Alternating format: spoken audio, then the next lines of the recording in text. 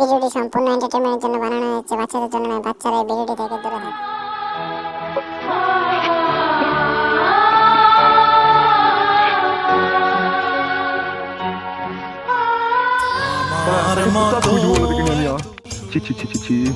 জীবনের উপরে মই চপে গেলাম নাকি?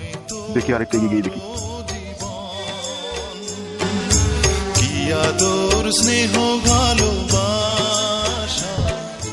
এটাও তো এমএলএ সাহেবের গোডাউন মনে হচ্ছে। এখান থেকে তো কোনো রোয়াজ পেয়েছি না। আমার মনে বলছে তাকে গোডাউনে কোথাও রাখেনি, আমার মনে বলছে অন্য জায়গায় সরিয়ে রেখেছে তাকে। ঘরের ভিতরে কেউ থাকলে তো কোনো কুঁকার আওয়াজ পেতাম, কিছুই তো শুনতে পেছি না। গেলেও কোথা তাইলে মারাবো না, এইভাবে খোঁজাখুঁজি করি ফালতু পাবো না, টাইমই লস্ট হবে, অন্য জায়গায় ব্যবস্থা করতে হবে।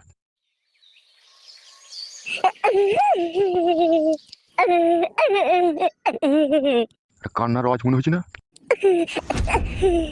এ ঘরে কে রে? পাঁচু না কে? এ পাঁচু, এ পাঁচু না কে রে? কে? এ আমি তোর আব্বা রে। আব্বা, আব্বা আমাকে গোডাউনে ভরে রেখেছে আব্বা, এমএলএ সাহেব। এ দরজা কম না রে? আব্বা তুমি যেখানে দাঁড়িয়ে আছো ওইদিকেই দরজা আছে, সব দরজা জানলা তালা লাগিয়ে দিয়ে পালিয়ে গেছে এমএলএ সাহেব। আরে তাইলে তুই কদিন থেকে ভরা আছিস রইলো? আব্বা আগে আমাকে এক সপ্তাহ হলো ভরে রেখে দিয়েছে আব্বা। তাহলে তোকে ছাড়াবো কি করি রে? আব্বা এমএলএ সাহেবের কাছে যাও, লোকজন লিডি বলে বলো আমার ছেলেকে কেন আটকে রেখে দিবি, আমার ছেলেকে ছেড়ে দে। আমার ছেলে তো তোর মেয়েকে ভালোবাসে নিবে, তোর মেয়ে জোর জবরদস্তি করে আমার ছেলেকে ভালোবেসেছিল।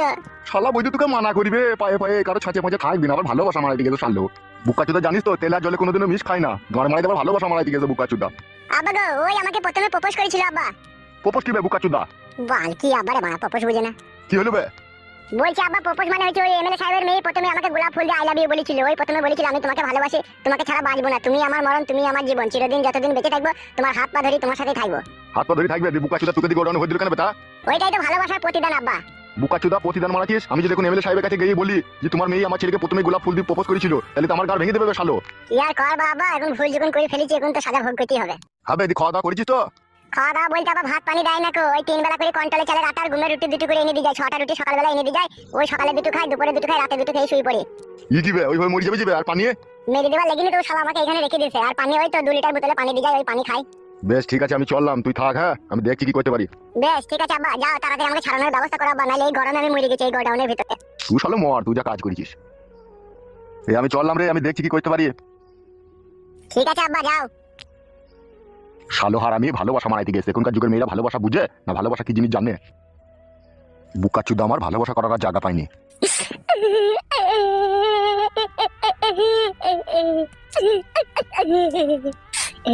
এমন ভালোবাসা বাঁচলি রে তুই, লেগে আমি অন্ধকারে গোডাউনের ভিতরে ডুম আটকে গেছি। কি ভালোবেসেছিলি রে তুই আমাকে, তোর ভালোবাসা কোনোদিন আমি আর ভুলবো না রে।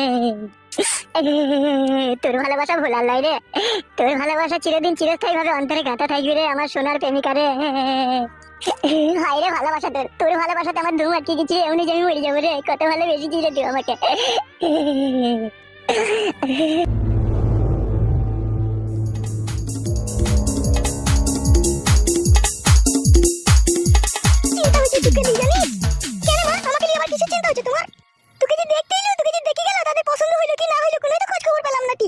আর খোঁজ খবর পাবিও না।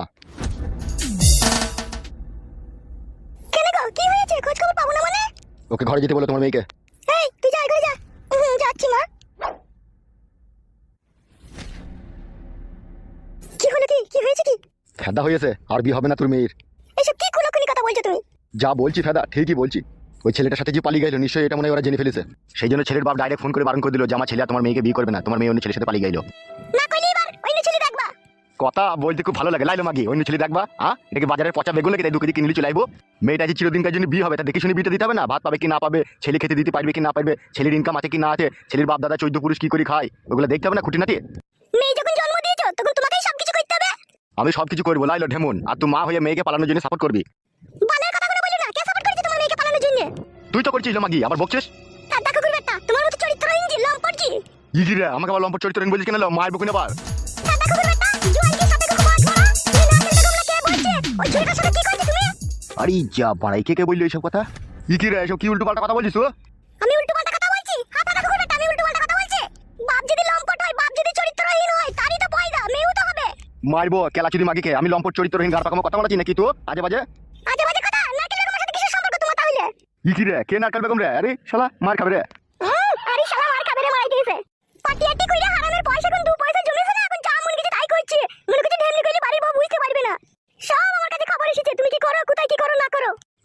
করনি মাগি লিয়ে, জীবনে সুখ পাইও নি আর পাবাও না কোনোদিনও। জীবনে যদি কোনো পাপ করে থাকি তা তোকেই বিয়ে করে সেই পাপ করেছি আমি।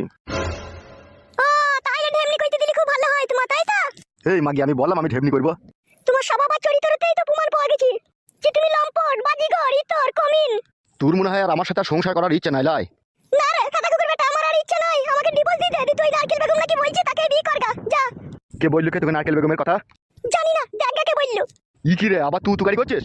তুমি এমএলএ হয়েছো, মানুষের উপকার করবে নাকি তুমি মানুষের ক্ষতি করছো? হ্যাঁ ই কি রে ঘরের বউ হই তুই এরকম কথা বলছিস কেন রে? তুই খাবি দাবি ভালো জায়গায় থাকবি, আমি কোথায় কি করছি না করছি সব কাজে তো কৈফত কান দিছিস কেন তুই?